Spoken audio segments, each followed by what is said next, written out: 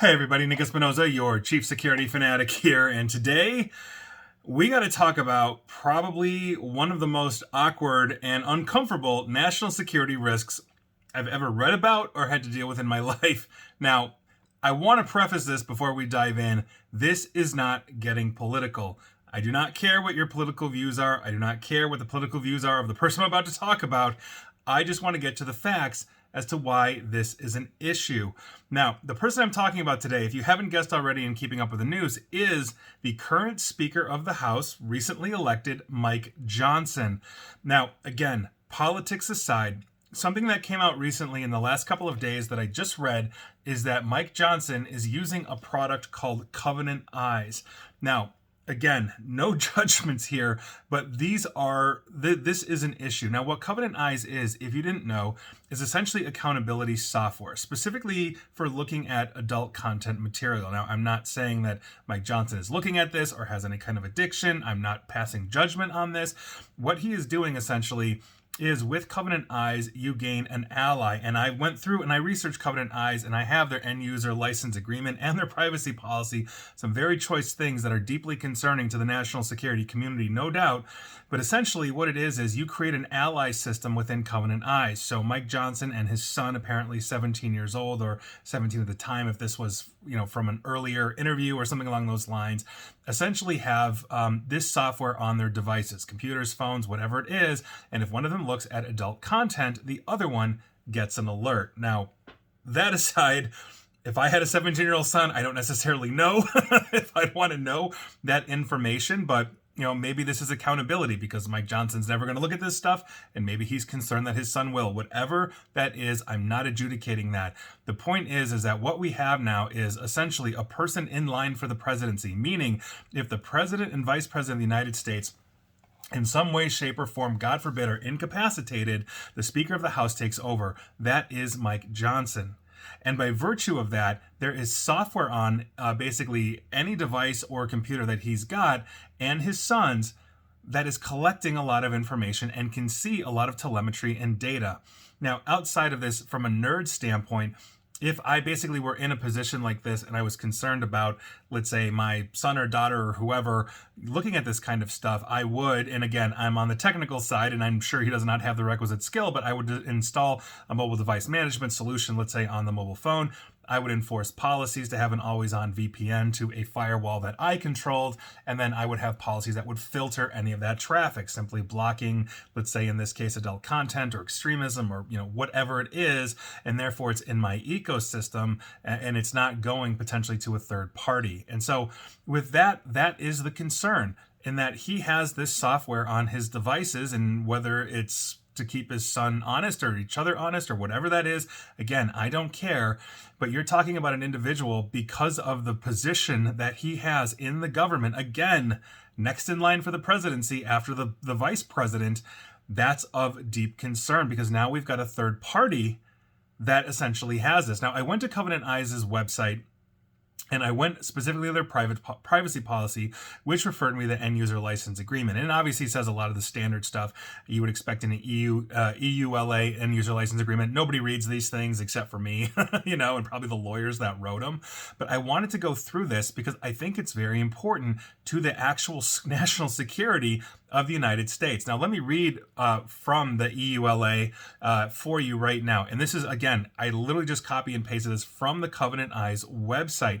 And I quote, "You, the user, agree that your computing device use may be monitored and reported to you and or your allies." Now, the ally would be his son. He would be his son's ally and vice versa. I continue. "Monitored device use includes, among other things, screen images, network activity, times of use, names and window titles of applications used, and also may include recording and reporting of additional Covenant Eyes accounts owned by you, which may have different allies. If one or more allies are deleted or if the account is canceled, allies and account administrators may be notified of that change." In other words, if his kid tries to erase it because he really does want to go look at adult content, then there you go. He's going to get an alert.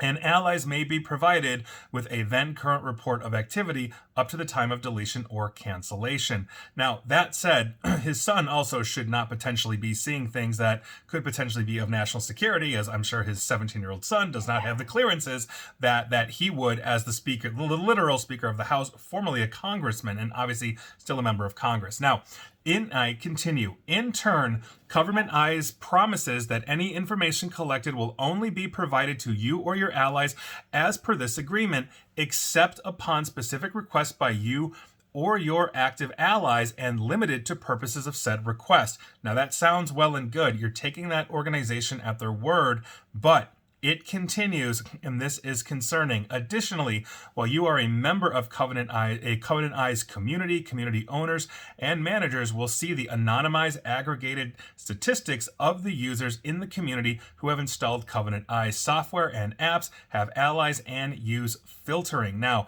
what exactly are community owners and managers? An ally is a one-on-one thing. That would be Speaker Johnson and his son. A community owner, is that a third person? Is that a third entity? I really couldn't find that, but there is more, and this is the interesting part, and it keeps getting interesting because community owners and community managers will see the name of account administrators and billing controllers of accounts that are part of their community and may see the names of other users on those accounts when that permission has been granted by the account administrator. In other words, you literally could be the community owner for the third most powerful person in the United States. And that is of deep concern, especially if you're not any relation to either one, the U.S. government with the proper clearances, or two, even to Speaker Johnson himself. I continue. Covenant Eyes will never share any information gathered under this contract with any third party unless requested by you, the user. For instance, your permission to share with your ally is deemed as such a request, or unless required to do so by a court of law. This information includes all information regarding your device, internet use, images of your screen, demographic data, your personal address, phone, email confirmation, your credit card information, any other information gathered by the terms of this agreement. In other words, they will turn it over to law enforcement. Nothing is encrypted on the back end, which is pretty typical for cloud. But here is the insane part I want to talk about. And I quote directly, "In the event that you sign up for Covenant Eyes software through any organization which is affiliated with Covenant Eyes, including Covenant Eyes affiliates, strategic partners, resellers, or licensees, you agree to any and all of the said organization's user/privacy agreements, which may include the release of your personal contact information to said organization." And so, by virtue of that, if you sign up for a third party, are they going to get access as well? What are their security controls? I went looking for certifications. Do they have anything from a SOC 2 certification to FedRAMP, which is a more stringent certification, to anything that proves they have good cybersecurity controls? I couldn't find any. It's not to say they don't have it. I just couldn't find any. And so by virtue of that, a lot of their template, or a lot of their privacy policy, et cetera, and end user license agreement is templated, but that is of deep concern. Now, I went looking for their affiliate partner program. One of them that I found is an organization called Pure Hope that apparently is trying to combat the sexualization of society or something along those lines. It's a deeply Christian organization. And again, I'm not passing judgment on it. But the point is that could this be used in some way, shape, or form to blackmail the third most powerful person in the United States government? Could this be used, if now that this is public, by an intelligence agency that is now going to be looking very hard at phishing Covenant Eyes employees, trying to break into their infrastructure, all of these different kinds of things to gain this kind of information? Understand that viewing adult material is a very, very personal thing and is oftentimes very embarrassing for that if it gets out. Look at the scandals we've seen in, let's say, the last 10 years alone on these kinds of things. This is of deep concern when it involves literally the highest echelons of the United States government. And so this is also the reason why when you're looking at compliant frameworks from the government, like NIST 853 or 800-171, essentially background checks are required. You've got to understand these things. You've got to adjudicate the people. And so, and part of that is a financial check as well. If you've got somebody that's going to be handling sensitive material and they've got a credit score of 300, the last thing you need is a foreign government saying, you know what, we'll pay off your debts or give you 50,000 in cash under the table if you just give us the secret plans to the whatever it is. And so I'm not saying, again, Speaker Johnson would do that. I'm not saying his son would do that. I don't know them. We don't know them. And by virtue of that, would he be susceptible to these kinds of things if it happened? I cannot say that he can or he can't. But the point is that it exists, which means it is a risk, and risks need to be addressed. And I think this is one of those things that is super important. And so whatever you think of Speaker Johnson, whatever you think of him using a platform like Covenant Eyes, that which apparently has the ability to see literally everything, and you agree to that, and who's to say that a Covenant Eyes employee, knowing that, oh my God, like the third most powerful, Speaker of the House, the Speaker of the House is a member of ours, I'm going to go look at his stuff. What is stopping somebody from their back end of doing that? In the same way that I believe it was UCLA Medical Center 10, 15 years ago got in trouble when Britney Spears checked in and a whole bunch of their nurses or orderlies or doctors or whoever were basically going into the system to look up her stuff, even though they had nothing to do with her medical case. That is against HIPAA laws. That's literally illegal.